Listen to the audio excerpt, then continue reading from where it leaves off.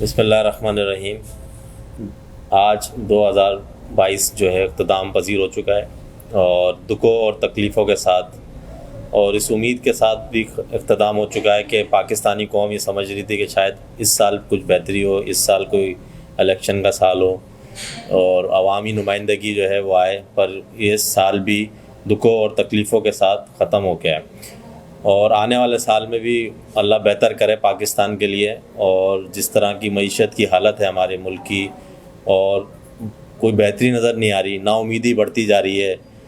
جو ہمارا نوجوان ہیں، جو ہمارے ٹیلنٹڈ لوگ ہیں، وہ ملک چھوڑنے پہ راضی ہو چکے ہیں، ملک چھوڑ کے جا رہے ہیں۔ تو دعا کرتے ہیں کہ آنے والا جو سال ہے وہ خوشیاں لے کر آئے، اور یہ جو ہمارا ملک جو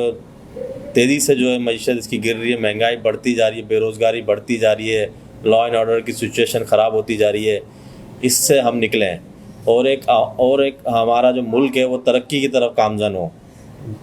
اس ملک کا حق ہے، جو آج تک ادا نہیں ہو سکا، کہ اس ملک میں عوامی نمائندگی ہو، عوام کی نمائندگی اور ساتھ ساتھ ترقی ہو، خوشحالی ہو، وہ اس چیز سے ملک دور ہوتا جا رہا ہے۔ تو اس دعا کے ساتھ کہ جو ہے اللہ بہتری لے کر آئے اس ملک میں، اللہ کی رحمتیں نازل ہوں، اللہ ہم سے راضی ہو، ہمارے گناہوں کو معاف فرمائے اللہ، اور ہمیں اپنے قریب فرمائے۔ اس دعا کے ساتھ، اور کنٹری نیوز کا جو ہے میں شکر گزار ہوں، اور ان کی بڑی اچھی کوریج رہی اس سال بھی، آنے والے سال بھی امید کرتا ہوں کہ یہ عوامی جو ایشوز ہیں ان کو اٹھائیں۔ Thank you.